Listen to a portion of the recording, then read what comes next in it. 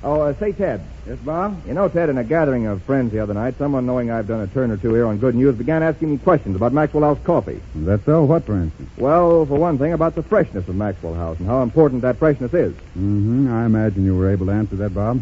Well, I told them that Maxwell House was roaster fresh and that no coffee could be fresher than that. Well, that's a very proper answer. But say, Ted, just how much difference does coffee freshness really make? All the difference in the world, Bob, in your cup of coffee. You see, freshness is essential for a really superior cup of coffee. Loss of freshness means loss of flavor. It's air that steals coffee freshness. And ground coffee, packed in ordinary containers where the air can get at it, loses as much as 45%, nearly half its flavor in only 9 days. Now, that's a lot of flavor to lose, flavor that'll never reach your coffee cup. Because of this, Maxwell House coffee is packed in an airtight super vacuum can, while still warm and fragrant from the roasting oven. All the air is removed from the can before the coffee is packed. No air can get in afterwards. This way you get your coffee not just days fresh with some of its flavor, but roaster fresh with all its flavor. Yes, Bob Taylor and friends, all the original full flavor and goodness of this superb blend is there. A final guarantee that your cup of Maxwell House coffee will be good to the last drop.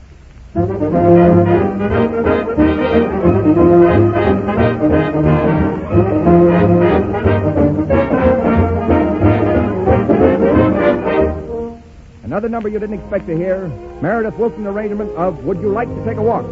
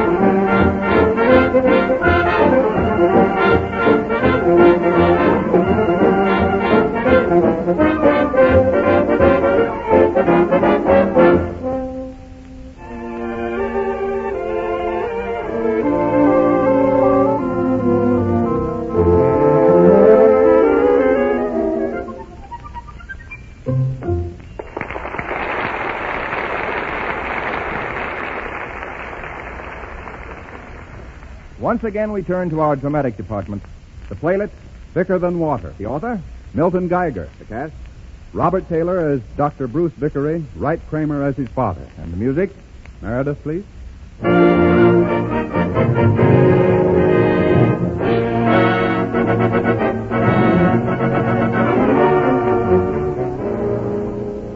Sitting in his office in a great metropolitan hospital is Dr. Stanley Vickery, chief of the surgical staff. Just now, Dr. Vickery is not so much occupied as deeply, solemnly preoccupied. As his long, pale fingers drum nervously on the desktop, there's a sudden sharp knock on the door, and at once dignity and hard pride return to the defeated eyes. His voice is firm again. Come in, please. Hello, Father. I believe I've mentioned before that so long as you are identified with this hospital, we cease to be father and son. Am I clear, Dr. Vickery? Yes, Dr. Vickery. Sit down, please. Thank you. I'd rather stand. You sent for me? Yes. Are you familiar with the schedule of operations for tomorrow morning? I know that I'm doing 3 routine appendectomies. I told you that I dislike the word routine. It implies a too casual approach to surgery, which is never a casual matter. However, that is beside the point right now. I've arranged for Dr. McCauley to handle your schedule tomorrow. I'm not operating tomorrow at all? I didn't say that, Doctor. You will not perform your scheduled operation. we have another assignment for you. Well, I'd like to know something about it before I... Of course. The essential facts of the case are on this card. I have also in my desk a statement signed by the patient releasing the operating surgeon from any blame. I thought it desirable. Release? Why should that be necessary? I said desirable, Doctor. Look at the card, please. Oh, no. No, Dr. Vickery, this isn't fair. Indeed? How? It's outrageous to ask any man to sacrifice his reputation under these circumstances. I'm sorry you feel that way about it, because I'm going to have to be rather insistent that you attempt the operation. Father, I will not attempt the operation. Dr. Vickery, if you please. Very well, I refuse to operate, Dr. Vickery. And if I command it, as Chief of Staff of this hospital? I still refuse. Chief of Staff. Always Chief of Staff. Yes, and I demand that you recognize that authority. And I refuse. Chief of Staff, to me, your son. I can't say you're flesh and blood. That's not blood that's running in your veins. It's ice water. I've always been doctor to you ever since my graduation from medical school. Before that, I was Mr. Vickery, and before that, Master Bruce. You will moderate your speech, Doctor. Oh, no, I won't. I never was a son to you. I never was Bruce or my boy or my son. When I tried to call you Dad and to climb into your lap, you pushed me away. No weakness, you always said. No weakness, Master Bruce. That was my reward for love. But I went on in spite of you. I made good. I amounted to something in medicine and surgery. And then you began to fear me. I was dangerous to you. You were afraid of me. Afraid I'd usurp your power, your greatness. My son, you may not believe it, but when you accuse me of being cold, it is because I want you to be self-reliant. When I call you Dr. Vickery, it's because of a passion for discipline that I want my son to have. Please believe that. And believe that I trust you now as I trust no other creature on this earth. You ask me now to try this operation that can't be successful. Stake my reputation on a case so desperate that you've asked the patient to sign a release. That poor man, whoever he is going to die, and you know it. And you want him to die under my knife. Well, I won't do it. I am older, experienced. I know that he need not die. Yes, then why don't you operate? It takes a strong hand, a young one and a steady one. Believe in me and my experience. That would be turning the other cheek with a vengeance, wouldn't it? All right. You want to know why I want you to operate? Shall I tell you? Certainly. Why? Deep in my heart, I know that only one man can successfully perform this operation.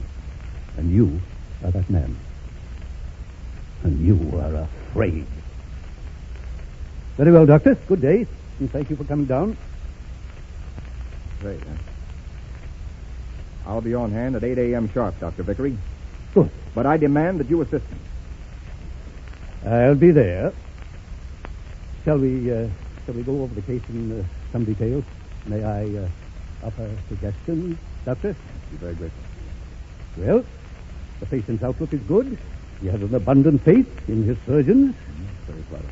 However, naturally enough, he does exhibit some pronounced nervous system symptoms. Excuse me a moment. I want a glass of water.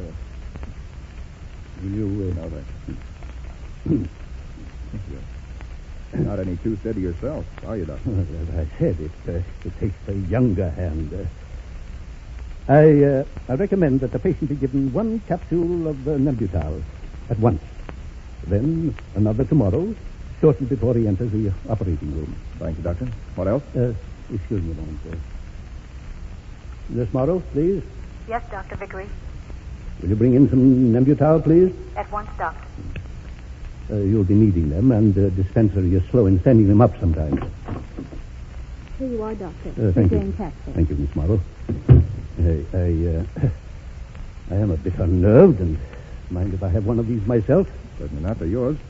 But I was under the impression they were for our patients. Precisely.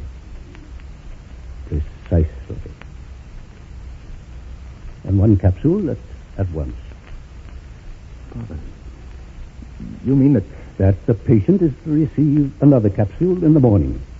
That I shall be on hand promptly at the appointed hour, and that, needless to say again, I shall not be able to render the least assistance. Why didn't you tell me it was you? It's enough that you understand now. This is my faith in you. This is my father's love.